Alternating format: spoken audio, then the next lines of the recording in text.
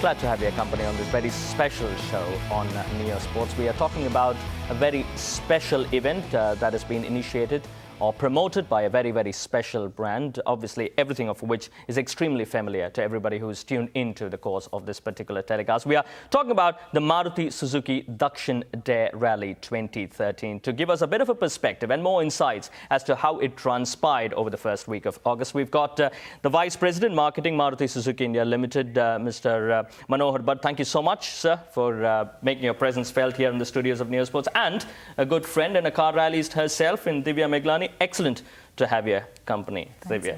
Right, so I mean, it's not an unfamiliar territory, isn't it, for Maruti? I mean, you've always pioneered, you've always supported such wonderful initiatives in the past. Yeah, thank you, RK. Exactly correct. As market leaders, Maruti Suzuki has a responsibility, we thought, to pioneer motorsports also in the country. To this end, in 1999, we started the Raid the Himalaya, which right now is an iconic event. Then after a couple of years, we started the Desert Storm, which is an event for the west of the country, and this is actually done in desert terrain. Like the Raid the Himalaya is in the mountainous terrain, and the Desert Storm is in a sandy desert desert terrain is what we're looking at. So after this, then we thought that we have actually neglected the southern Indian motorsports enthusiasts. So we decided to have a rally for South India to cater to the rally enthusiasts of South India. So this was actually, we did this in 2009. We called this a Dakshin Dare. So Dakshin Dare actually is run in the monsoon conditions, which, as you know, is pretty unique to South India, and it makes the terrain also pretty much demanding, very demanding. So this rally is run in 2,000 kilometers, and we hope that this is actually the 5th edition that we ran. And going forward, it is, I think, very sure it's going to have the same cult status as the Raid the Himalaya and the Desert Storm have today. But we'll obviously get through the routes in just a moment. Just for a very brief while, let me tell you that it started off at Bangalore and then it ended in Bangalore. Tough terrains, tough weather conditions as well. Rallies, you should be, I mean, ideally people will be holidaying at that point in time in places like Coorg, isn't it? There you go, the drivers are rallying in tough weather conditions as well. Absolutely. South is wonderfully gorgeous, the entire South, but what better way of holidaying like this? I mean, maybe, yeah. It was, you don't just want to drive and look at scenic views there. So it's quite interesting, and to see the interest levels of all the people around. So we have different categories, whether it's professional and amateur. So it's not just that you have to be like a racer or a rally driver that you can participate. So yeah, it's quite a mix of holiday and pleasure and extreme and scenic views. Basically, lovely time. Lovely time over 5 days that it did transpire, isn't it? Early August. Let's quickly run through the categories, shall we? Maybe Divya will add a little bit more perspective to that. I mean, you're talking about extreme four-wheelers, obviously, I mean, different standards of engine, obviously providing more power. We are talking about the extreme four-wheelers category there across different classes. Let's get across to find out a bit more. Extreme two-wheelers as well in this particular category, and you've had a scooter category as well this time around, isn't it? Yeah, so scooter category was really interesting because I've not seen any scooter categories till now in Raid or Desert or any other rally till now, and it was interesting to see how these guys were really enthusiastic and they wanted to really compete with the bikers, and they were like, we are going to give them a tough time.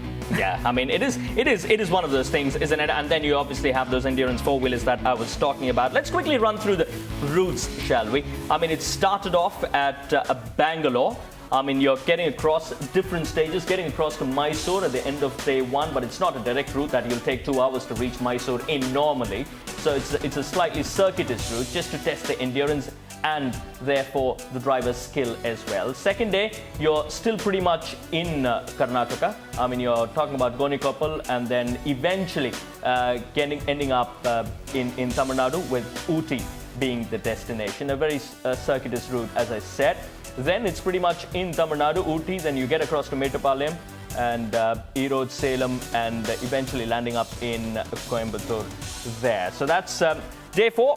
Well, nothing much because of a few technical issues, nothing much could happen, and therefore on day 5, you went across all the way from Coimbatore, headed across to Krishnagiri, and therefore getting across to Bangalore.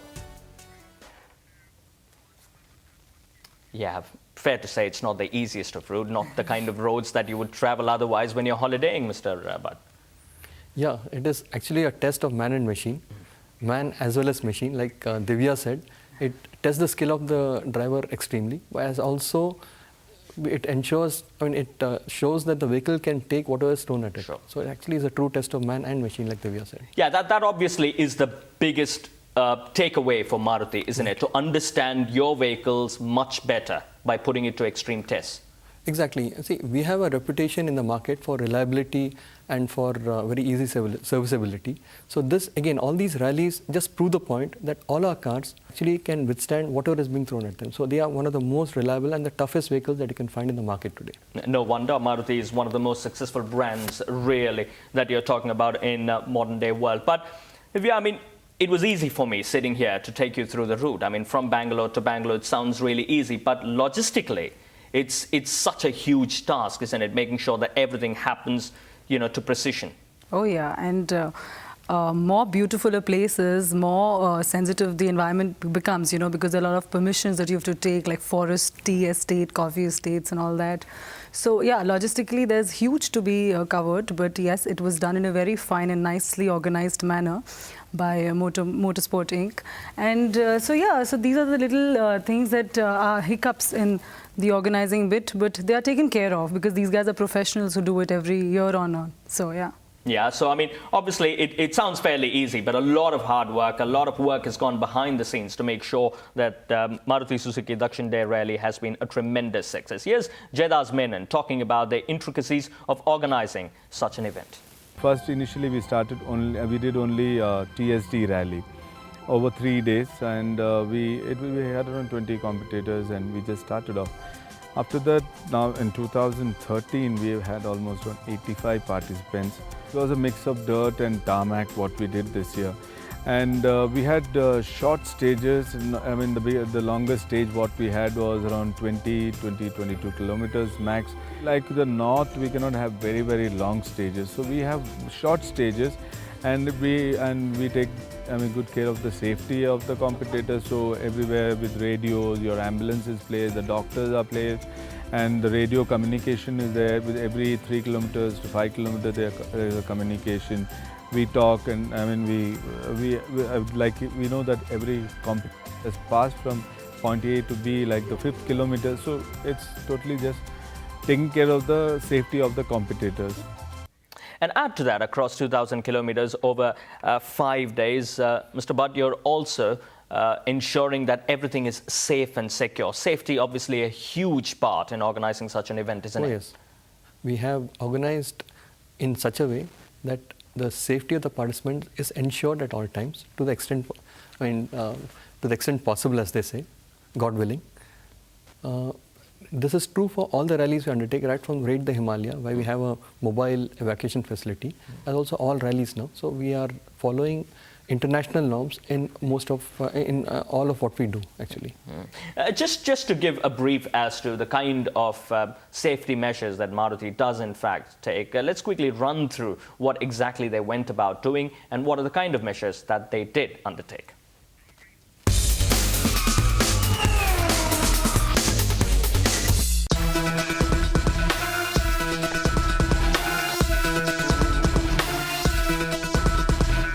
Hi, I'm Monish. I'm from the Federation of Motorsport Clubs of India. I'm here to do a check on the safety and technical aspects of a car, which I would like to show you right now. This is a safety roll bar, which is built in specification with the FIA's homologation of a T1 rally car. The roll bars are basically for rollover safety as well as additional strengthening of a car.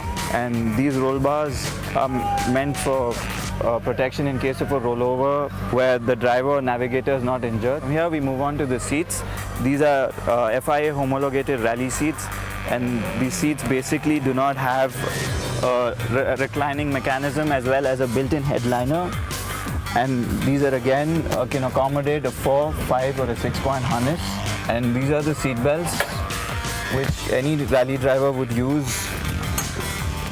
This specific seat belt is a 6-point harness, and it's mounted from 6 particular points. It's got a quick release buckle, and in case of an emergency it's just a flick and the seat belts are free. The other safety feature that we have on board a car is always an ABC rated 2 kg fire extinguisher. We always have 2 in the car, one that is accessible by the navigator and the other that is usually accessible by the driver. The electronics and everything is pretty basic in a rally car. We have stuff that enhances performance. In the meantime, they have to adhere to the safety factors also. This is an FIA approved open face rally helmet. This is common with all rallies around the world. This will be the attachment for the intercom. This is the mic, then you have the speakers, and this is the coupling for the intercom. Newer systems incorporate something also called a head and neck restraint system, commonly known as the HANS. HANS device basically is for the driver and navigator safety in case of a rollover or a collapse. This is an FIA approved rally suit. This is the homologation number that we look for. This number tells a chief scrutiny, a technical delegate or a safety delegate what the suit consists of and what is its time in terms of retardant of a fire. This is all the fire retardant material called Nomex that they stitch into a suit. It can save you with fires up to 3rd-degree burns.